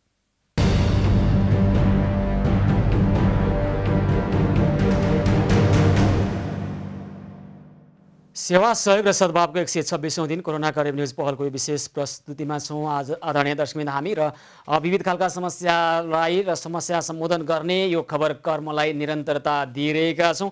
यतिखेर अब महोत्तरीतर्फ जान चाहन्छौँ। महोत्तरीको बर्दिवास नगरपालिका वडा नम्बर 1 खैरमरामा कालोपत्रे गरिएको सडक 2 दिनमै भत्किएको छ र 2 दिनमै भत्किने गरी यो सडक निर्माण कसरी भएछ, कति बजेट आएको थियो र यो यस्ता खालका समस्या देशका अन्य भागमा पनि भइरहेका छन्। निकै कमसल तरिकाबाट सडक निर्माण गर्ने र कमिसनको खेल चलाएर निर्माण चाहिँ निकै कमसल गर्ने कुरा कसैबाट छिपेको छैन, लुकेको छैन र कालोपत्रे नसक्दै सडक भत्कन थालेपछि स्थानीयले निर्माणलाई अथवा स्थानीयले निर्माणमा संलग्नलाई कारबाहीको माग गरेका छन्। हामी पहिला यो सम्बन्धमा एउटा रिपोर्ट हाम्रा दर्शकहरूलाई देखाउँछौँ र त्यसपछि बर्दिवास नगरपालिकाका नगर प्रमुख विदुर कुमार कार्कीसँग यो बारेमा बुझ्नको लागि हामी उहाँलाई टेलिफोन गर्छौँ र यस्ता खालका समस्या किन आए र समस्या समाधान अब कसरी गर्न सकिन्छ हामी पहल गर्नेछौँ। यतिखेर हेरौँ एउटा रिपोर्ट। भर्खरै कालोपत्रे गरिएको सडक धमाधम भत्कन थालेपछि महोत्तरीको बर्दिवास नगरपालिका 1 खैरामाराका बासिन्दा आक्रोशित भएका छन्। कालोपत्रे सडक 2 दिन नबित्दै भत्कन थालेपछि स्थानीयले गुणस्तरहीन सडक निर्माणमा संलग्नलाई कारबाहीको माग गरेका छन्। अब हामी अलि जङ्गलभित्र बसेको एउटा यो बस्तीलाई पनि उहाँहरूले चाहिँ त्यो ढङ्गले बुझिदिनु भएर यहाँ केही बोल्दैन भन्ने हिसाबले चाहिँ त्यो गरिदिनु भएको हो कि अब होइन भने एउटा सचेत नागरिकले बुझ्ने कुरा के हो भन्दाखेरि त यो ठाउँमा कमी कमजोरी भएको छ, यो गुणस्तरहीन छ, यसमा केही घोटाला भएको छ भन्ने कुरा बुझ्ने हो। कालोपत्रे सडकमा गुणस्तरहीन र कमसल सामग्रीको प्रयोग भएको स्थानीयको भनाइ छ। स्थानीयले ठेक्का रद्द गरी सम्बन्धित निर्माण कम्पनीलाई कारबाहीको माग गरेका छन्। यो पिच तपाईँको गुणस्तरीय छैन, गुणस्तरीयहीन छ। मैले पनि कुरो गरेँ मेयर साहबसँग। मेयर साहबले म बौला भइसकेँ, म पागल व्यक्तिको कुरो सुन्दिनँ उहाँले भन्नुभयो। भर्खरै भरेको माटोमाथि कालोपत्रे गरिएकाले धेरै ठाउँमा कालोपत्रे चर्किएको छ। सडकको गुणस्तरबारे पटक पटक ध्यानाकर्षण गराइए पनि कुनै सुनुवाई नभएपछि स्थानीय आक्रोशित भएका छन्। नगरपालिकाले पनि निर्माण भएको कमजोरीबारे अनुसन्धान भइरहेको बताएको छ। सडक निर्माण समितिले भने बर्सातको समयमा काम गर्दा केही ठाउँमा समस्या देखिएको जनाएको छ। निर्माणमा कुनै कमजोरी नभएको तर बर्सातले गर्दा समस्या आएको निर्माण समितिको दाबी छ। पानीको कारणले यो हुन सक्यो। ठेकदार दोषी आज पनि हुन्छ। ठेकदार दोषी हैन, ठेकदारले दिएको भयो ठेकदार दोषी। ठेकदार जुन कम्पनीबाट तपाईहरुले सामान ल्याउनु भएको छ, इक्विपमेन्ट ल्याउनु भएको छ हैन, त्यो प्लान अपरेटर दोषी हो, पानी दोषी हो। प्लान अपरेटरले पनि त्यो मिलाउनु पर्ने थियो पानीको कारणले उसले मिलाउन सकेन हैन त्यो तपाईको चाहिँ सबैभन्दा दोषी चाहिँ पानी हो अनि त्यहाँदेखि अपरेटरले गलत गर्यो केन्द्र सरकारको 30 लाख र प्रदेश नम्बर 2 भौतिक विकास कार्यालयबाट 15 लाख तथा संसदीय विकास कोषबाट 45 लाख गरी जम्मा 90 लाखमा सडक कालोपत्र गरिएको हो। पानी पर्ने मौसममा सडक बनाइएको छ र सडक बिग्रिएपछि अन्ततः दोष लगाइन्छ पानीलाई। यो कस्तो परिस्थिति हो? अन्य थुप्रै ठाउँमा बनाएको सडक पानीकै कारणले भत्केका छैनन्, त्यहाँ मात्र किन भत्केको छ त्यतातिर ध्यान जानु पर्दैन? कमिसनको खेल गरेर पिसीका नाममा कर्मचारीदेखि सबैलाई चित्त बुझाउँदै कति अंश पुग्यो होला निर्माणका लागि छुट्याएको बजेटमा र कसरी काम भयो होलातिर चाहिँ ध्यान जानै पर्दैन?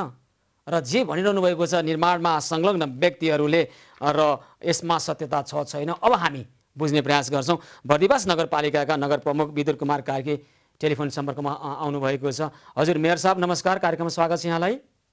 नमस्कार, धन्यवाद। नमस्कार हजुर, हेर्नुहोस् त यो खैरा मरामा कालोपत्र गरेको सडक 2 दिनमै भत्किएछ, के भएको रहेछ मेयर साहब त्यहाँ? त्यो 2 दिनमा भत्केको होइन, त्यो हाल्दै भत्केको थियो होइन। त्यो 2 दिनमा बनाइसकेपछि भत्क्यो भन्ने कुरा होइन। त्यो चाहिँ मेटेरियल बनाएर आउँदैखेरि गलत मेटेरियल आयो, त्यो ओछ्याए गएर हेरियो, यो मेटेरियल काम लाग्दैन भन्यो, त्यसलाई सफा गरियो र अर्को काम भइ पनि सक्यो त्यहाँ। मेयर साहब हामी निर्माण समितिको अध्यक्षको हामी बाइट यहाँबाट सम्प्रेषण गरिरहेका छौँ। उहाँ भनिरहनु भएको छ पानीको कारणले यस्तो पो भनिरहनु भएको छ। तपाईँका कुरा पत्याउने कि निर्माण समितिको अध्यक्षका कुरा पत्याउने कि हाम्रो दर्शकलाई कुन चाहिँ कुरा पत्याइदिनु पर्ने हो मेयर साहब? होइन, सत्य जे हो त्यही पत्याउने हो। कुन चाहिँ हो त सत्य? अब कसले चाहिँ झुट बोल्या हो त? हजुर, निर्माण समितिका अध्यक्षको हामीले बाइट प्रसारण गर्यो भर्खरै। उहाँले भन्दै हुनुहुन्छ निर्माणमा संलग्न भएको व्यक्तिले अलिकता उ गरे अनि पानीको कारणले भत्क्यो भनिरहनु भएको छ। तपाईँ भनिरहनु भएको छ हाल्दा हाल्दै बिग्रियो अनि उठाइयो, कुन चाहिँ सत्य हो? होइन होइन, तपाईँले ठिक ढङ्गले बुझ्नु पर्यो विषयलाई। उहाँले जो निर्माण समितिको अध्यक्षले भनेको कुरा र मैले भनेको कुरा उही कुरा हो।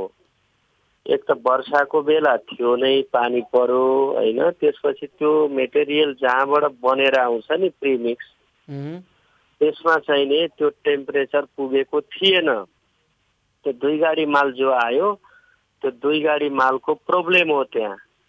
अनि त्यो फेरि मौसमले साथ दिइसकेपछि त्यसलाई वास आउट गरेर ट्याकआउट गरेर साथीहरू ती बसेर म आफै बसेर इन्जिनियर बसेर त्यो काम सम्पन्न भइसक्यो। विषय उहाँले भनेको र मैले भनेको फरक ढङ्गले तपाईँले बुझ्नुभयो, तर विषय एउटै हो। त्यो विषय तपाईँले राम्रोसँग बुझ्नु भएन नि त मेयर साहब। विषय के हो भने त्यस्तै खालको अन्य मटेरियल त्यहाँ हाल्दा भइरहेको छ, यसमा चाहिँ पानी परेर भनेर पानीलाई दोष लगाइरहनु भएको छ निर्माण समितिको अध्यक्षले होइन। र जसरी त्यहाँ तपाईँले भने जस्तो त्यहाँ मटेरियलहरू प्रयोग गरिरहेको छ त्यसको गुणस्तरीयता जाँच्नु पर्दैन थियो? जाँच होइन, त्यो साँझको बेला थियो क्यारे, त्यो बिग्रेको त साथीहरूले बिग्रियो भनेर मलाई तत्कालै रिपोर्ट गरिहाल्नु भयो त। त्यसपछि म स्पोर्टमा पुगेँ, मैले हेरेँ, इन्जिनियर बोलाइयो, यो माल चाहिँ हुँदैन भनेर रिजेक्ट गरियो, त्यसमा अर्को राम्रो माल ल्याएर कामै गरिसकियो त। अनि यस्तो एउटा पहिलो पटक भएको घटना हो मेयर साहब यो न त पहिलो पटक हो न त अन्तिम पटक हो। हेर्नुहोस् त बजेट सक्नको लागि आर्थिक वर्षको अन्त्यतिर हतार गरेर काम गर्ने र यस्तै खालको कमसल काम गर्ने यो के नयाँ घटना हो र यो? यसो हो, त्यो बजेट सक्नकै खातिर होइन, काम गर्नको खातिर हो।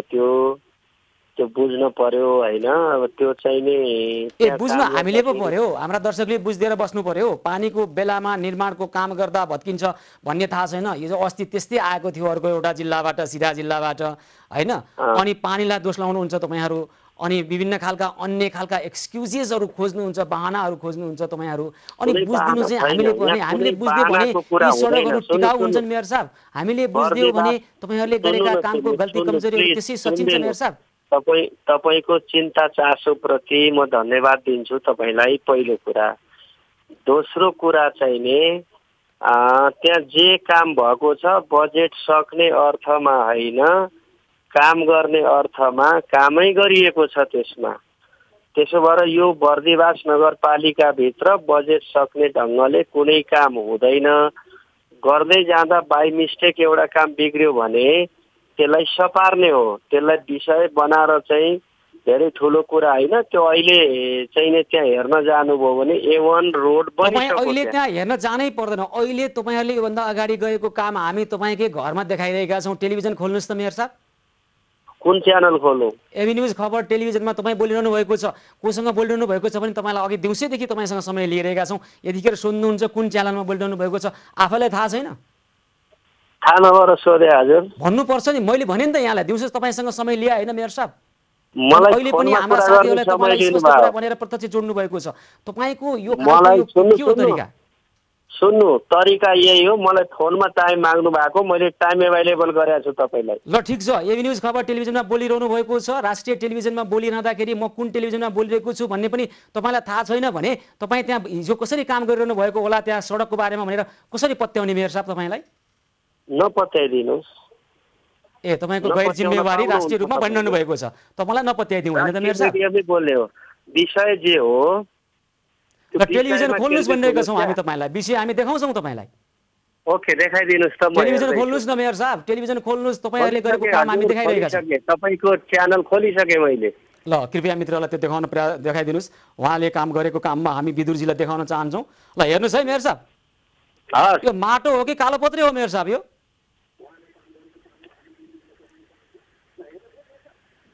यो साना साना केटाकेटीहरूले गट्टा खेल्न खुब उपयुक्त हुन्छ मेयर साहब। यहाँ हेर्नुहोस् त, हातले पनि उब्काउन सकिन्छ। हो एकदम त्यो राइट छ। त्यो पोइन्ट जहाँ देखाइराख्नु भएको छ साथीहरूले, त्यो माल चाहिँ काम नलागेर फालेको जुन ठाउँ रोडमा ओछ्याएको थियो त्यो सही देखाउनु भएको छ तपाईँले। तर तपाईँले जति बेलाको देखाउनु भयो र आजको अवस्था त्यो होइन। आजको पनि अवस्था देखाइदिनु पर्यो त्यहाँ। हामीले त सच्याउनु पर्छ यो के भएको भनेर देखाएको हो। यसको कारण भनिदिनुहोस् मेयर साहब। तपाईँको मात्रै एउटा कुरा होइन, देशका अन्य ठाउँमा पनि एक खालका समस्या देखिएका छन्। बनेका पुलहरू एकै रातमा भोलिपल्ट भत्किएका होइन, अनि यस्तो खालको कमसल काम हुने गरेको तपाईँको मात्रै हामीले भनिरहेका छैनौँ मेयर साहब। कमिसनको खेलका कारणले कमसल निर्माण हुने कुरा तपाईँ हामीबाट छिपेको कुरा हो र मेयर साहब? अन्त के भयो, अन्तले जवाब दिने होला होइन। मेरो ठाउँमा जे भएको छ त्यसको जवाब म दिँदैछु तपाईँलाई। त्यसो भएर त्यो चाहिँ जुन मैले अघि चर्चा गरेँ त्यही ढङ्गले माल आयो, त्यहाँ चाहिँ झर्यो। झरिसकेपछि त्यहाँ हाम्रा साथीहरूले त्यसलाई रोकिदिनु भयो। भोलि पर्सिपल्ट पानी परिराख्यो 2-3 दिन। त्यसपछि त्यो माल चाहिँ खबर आउने बित्तिकै म त्यहाँ। ठिक छ मेयर साहब, तपाईँले कुरा भनिसक्नुभयो। अब नयाँ बनिसक्यो, त्यो चाहिँ एकदम बलियो छ, मापदण्ड अनुसार छ र पुरानो जे भएको छ कसले गरेको यसमा अनुसन्धान हुन्छ होइन त? ओके, भइहाल्यो। हुन्छ हुन्छ, धेरै धन्यवाद छ। हामीले गरेका काममा अनुसन्धान गर्न पाइयो, अध्ययन गर्न पाइयो, मापदण्ड पुगेको छ कि छैन जाँच्न पाइयो। सबै कुरा गर्न छुट छ, सबैलाई पाइँदैन, छुट छैन भनेर मेयर साहबले भने पनि छोड्दैनौँ मेयर साहब। यहाँको मात्रै होइन, अन्य थुप्रै ठाउँमा हेर्छौँ मेयर साहब। हामी गर्छौँ हाम्रो कर्म, यहाँहरू आफ्नो कर्म राम्रोसँग गर्नुहोला, शुभेच्छा भन्छौँ यहाँ मेयर साहबलाई है त। कसैको होस् दया धर्ममा होइन, हामी ठोस काम गरेर बढ्न खोज्यौँ। हुन्छ, दया गरेर सोधिदिनुहोस् भनेको प्रश्न मात्रै सोध्ने र देखाइदिनुहोस् भनेको दृश्य मात्रै देखाउने पनि हाम्रो धर्म होइन। सामाजिक उत्तरदायित्व निर्वाह गर्ने पत्रकारिताको व्यावसायिक धर्म त्यो पनि होइन र हामी गरिरहेका छौँ आफ्नो कर्म। यहाँहरूले पनि आफ्नो कर्म र राजनीति राम्रोसँग जनताप्रति उत्तरदायी भएर गरिदिनुहोस्। मेयर साहब यहाँलाई धेरै धन्यवाद छ है त। ओके, धन्यवाद। उहाँ हुनुहुन्थ्यो बर्दिवास नगरपालिकाका नगर प्रमुख विदुर कुमार कार्की। महोत्तरीको बर्दिवास नगरपालिका 1 खैरा मैराको कालोपत्रे गरिएको सडक तत्काल भत्किएको उहाँले जनाइरहनु भएको छ र बनिसक्यो। अब यो विषयलाई छोडिदिउँ भन्ने उहाँको प्रवृत्ति चाहिँ हामी स्वीकार गर्न सक्दैनौँ। त्यस्तो नै किन बन्यो, कुन खालको मानसिकताले, कुन खालको तयारीले ती काम हुँदै थिए? साँझ पख राति बन्दै थियो सडक र यदि त्यो अहिले 1-2 दिन थेगिएको भयो त्यो सडक इन्जिनियरले पास गर्थे, बजेट सकिन्थ्यो, सडक भत्किन्थ्यो। अवस्था यही हो, यहाँको मात्रै होइन अन्य ठाउँको पनि परिस्थिति यही नै हो।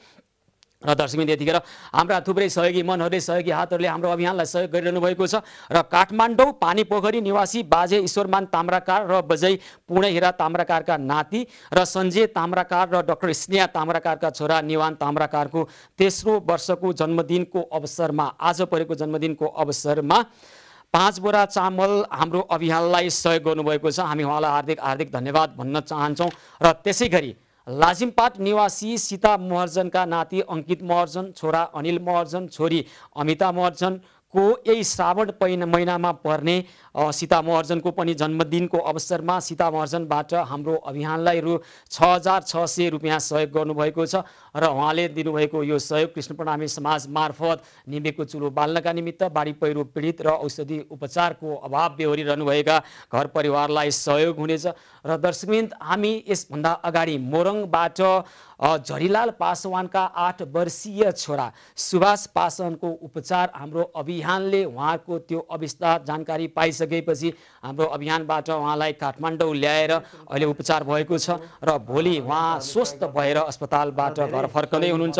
सुभाष पासवानको छातीमा घाउ भएको थियो र छातीमा भएको घाउबाट पिप बगिरहेको थियो र त्यो पिपलाई जम्मा गर्नको लागि सुभाष पासवान हातमा झोला बोकेर हिँड्ने गर्नुहुन्थ्यो। त्यो परिस्थिति हाम्रो जानकारीमा आइसकेपछि हामीले तत्काल उहाँको उपचारको व्यवस्था गऱ्यौँ र उपचारका निमित्त हाम्रा सहयोगी हातहरूले सहयोग पनि गर्नुभयो र यतिखेर सुभाष पासवान स्वस्थ हुनुभएको छ र उहाँ घर फर्कँदै हुनुहुन्छ। अब घर जाने तयारी के भन्नुहुन्छ झरीलालजी? कस्तो लाग्छ? राम्रो लाग्छ? खुसी हुनुहुन्छ? एभिन्यूज टेलिभिजन मार्फत अभियन्ताहरूले म तारा राणाबाट स्वास्थ्य उपचार समन्वय समूहको संयोजक लगायत हाम्रो टिमहरू छ, सबै टिमहरू लाग्नुभयो। आज तपाईँ स्वस्थ हुनुभएको छ। एभिन्यूज टेलिभिजनले अभियान थाल्यो, हामी जोडिएर तपाईँहरू जस्ता व्यक्तिहरूको सहयोग गर्न पायौँ, हामी पनि धेरै खुसी छौँ। धन्यवाद। तपाईँको बच्चाको सुखी र स्वास्थ्य लाभको कामना साथै बच्चाको उज्जवल भविष्यको कामना गर्छौँ हामी त।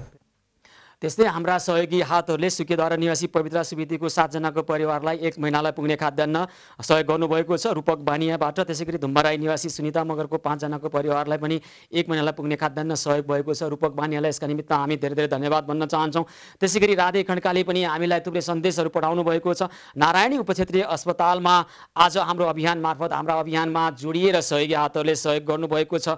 त्यहाँको हामीले उपक्षेत्रीय अस्पतालमा त्यहाँ अलपत्र परेका बिरामीहरूको हामीले खबर सम्प्रेषण गरिसकेपछि उहाँहरूको उपचार पनि भएको छ। त्यसै गरी अन्य थुप्रै व्यक्तिहरूले सहयोगी हातहरूले पनि सहयोग गरेका विवरणहरू हामीलाई पठाउनु भएको छ। नेपाल अटो वर्क्स व्यवसाय सङ्घबाट जमलका रेशम बुढाथोकी र मनोमयजी अन्जु अधिकारीलाई ग्यास र खाद्यान्न, सीतापाइलाका निमा लामालाई 2000 सहयोग गरिएको छ। यसै गरी यहाँहरूले राख्नुभएका विभिन्न समस्या र ती समस्यालाई हामीले अनौपचारिक ढङ्गबाट पनि समस्या समाधानको पहलमा हाम्रा सहयोगी हातहरू जुटिरहनु भएको छ र अहिले पछिल्लो समय विविध खालका विभिन्न प्रकारका समस्याहरूमा समाधानका निमित्त हामी साझा अभियानमा जोडिरहेका छौँ। र दर्शकवृन्द, हामी छौँ सेवा सहयोग र सद्भावको 126औं दिन कोरोना कभर एभिन्यूज पहल मार्फत यहाँहरूका समस्या सुनेर समस्या समाधानको खबर कर्मलाई निरन्तरता दिइरहेका छौँ, निरन्तरता दिइरहनेछौँ। र तर आजको कार्यक्रमको समय भने सकिएको छ। कार्यक्रमबाट म सुशील पाण्डे लगायत सम्पूर्ण युनिटलाई बिदा दिनुहोस्। यहाँहरू भने खबरभित्रको खबर र कोरोना कभर एभिन्यूज पहलका निमित्त हेर्दै गर्नुहोला एभिन्यूज खबर। हस्त नमस्कार।